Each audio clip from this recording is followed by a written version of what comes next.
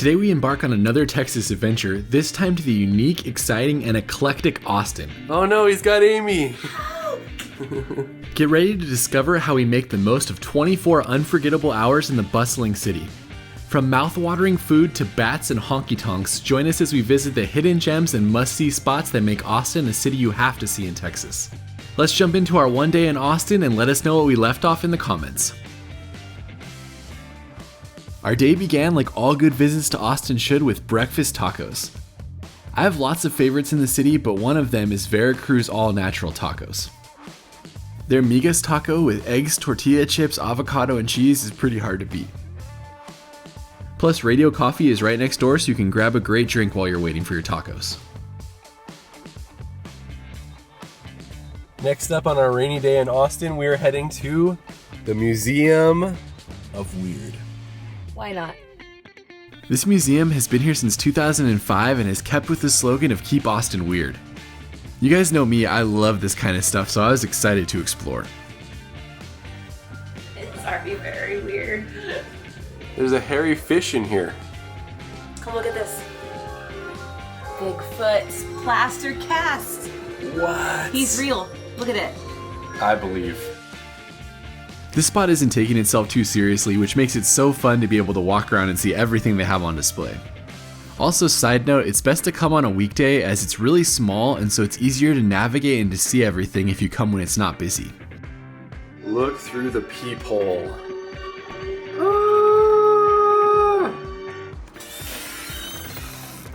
Oh hey Pops, how are you doing?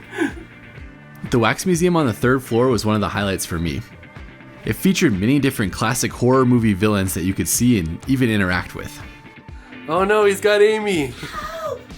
They said don't touch any part of the Wax Museum except for King Kong's hand. That looks like a cheery fellow right there. It's a pretty small museum, but I would say that's a fun way to kill about 30 minutes.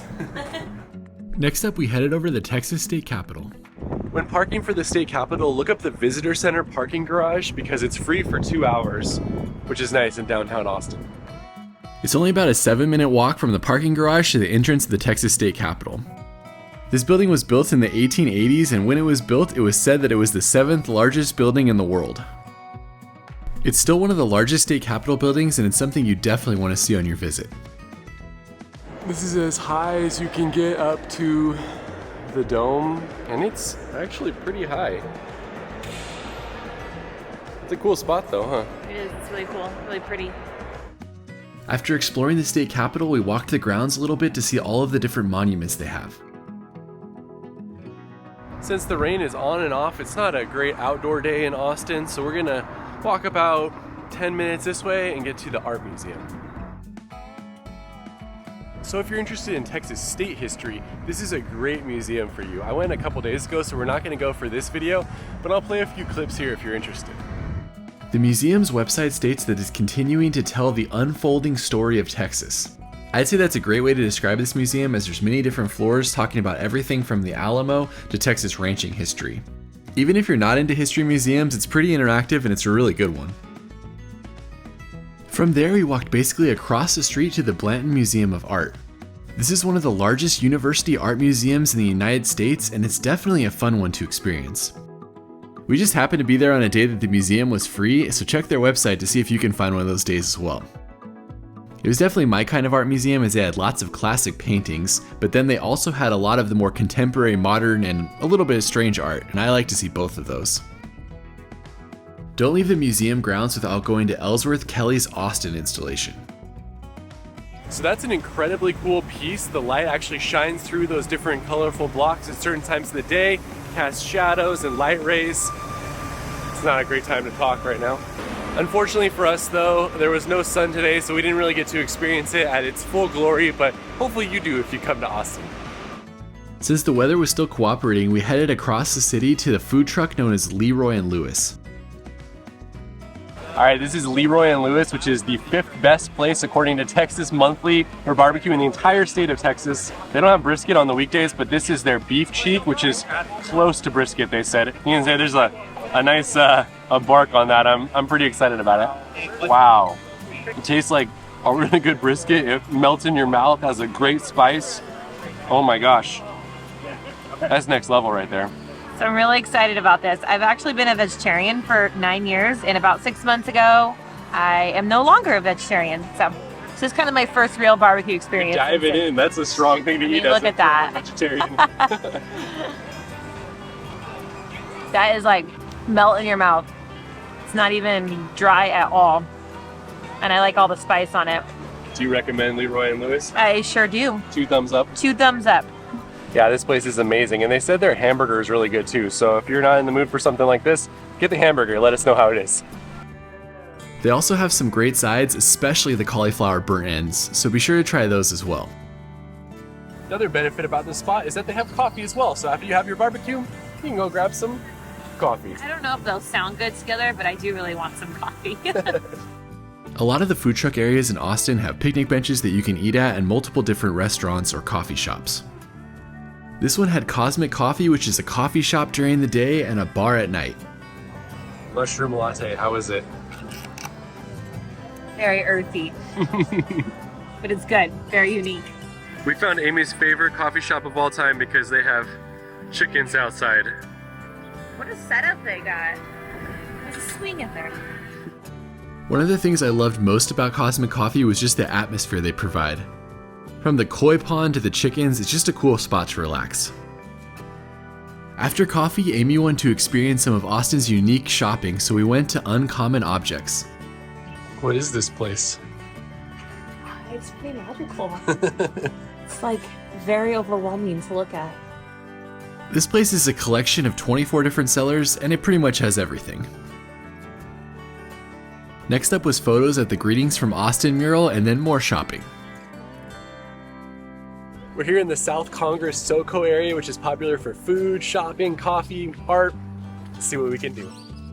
South Congress is a hip, walkable area full of boutique shops. You can find everything from jewelry and trendy clothes to cowboy hats and boots here. Plus, the streets are lined with murals, so even if you don't like shopping, you'll find lots of things to see and interact with here. If you're there later in the day, then you can't miss the Continental Club, which has been here since 1955. A countless number of famous musicians have played here, and it's just a great spot to get a drink and watch some music while you're in Austin. We're leaving the SoCo area and we're gonna head to go see the bats if the rain stops and allows us to see them tonight. We parked in the lot next to the Congress Avenue Bridge, but it's better to take a rideshare as parking can be expensive.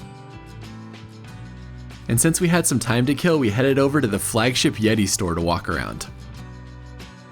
The Yeti brand was actually started in Dripping Springs, about a 30 to 45 minute drive out of Austin. Be sure to check out this smoker. It's Aaron Franklin's original smoker from when he started the food truck, apparently. So that's why it's chained down so nobody steals it. And it's pretty cool. It talks about how he makes the brisket and everything. So we're seeing. So we don't own anything by Yeti, so let us know in the comments if it's worth the price to buy something. And so far, it's not raining, so hopefully the bats come out for us. Yep, we're heading to the bats right now to get our spot about 30 minutes before they come out. No rain, we might get lucky tonight. This is the Congress Avenue Bridge where the bats come out. These slits right here is actually where the bats live. You might be able to hear them behind me, but they come out from right here around sunset, and hopefully they'll come out for us tonight. Pro tip, AustinBatRefuge.org is a really great resource to see if the bats are going to be out. So today it says that the prediction is 7:25 to 8, and it's looking good. Bats. Bats. Another unique way to see the bats is to take one of the boat tours. You can see more on that in the Texas video with my dad. They're looking for bats for us, but no bats have come out yet. They like keep circling out. That's a good sign if they're looping. The bats don't come out when it's raining, so we were a little worried it wasn't going to happen, but then our worries immediately went away when the first bats started to emerge. While these clips are never going to do justice to how cool this experience is, it's definitely something you want to see when in Austin. The bat colony here can be up to 1.2 million bats in the summer, and it's the largest urban bat colony in the world. They usually fly from late March to October, and if you happen to be there on a good night, you could see hundreds of thousands of bats flying out. That ended up being a great bat experience. We're heading into the city for one more thing before we end the day. On the way to our last adventure for the day, we made a quick stop at Torchy's Tacos, an Austin institution with great food. Be sure to get the queso. From there, the only thing left to do in Austin was to visit a honky tonk. Last stop of the night, Broken Spoke. Check it out, there's a museum in here. Why not? Museum and a bar. Broken Spoke calls itself the last of the true Texas dance halls, and it's been here since 1964. It's a lively spot even on the weekdays, and during certain times you can take dancing lessons or you can just come have a drink and watch some music. It's a pretty awesome way to end a great 24 hours in Austin, Texas.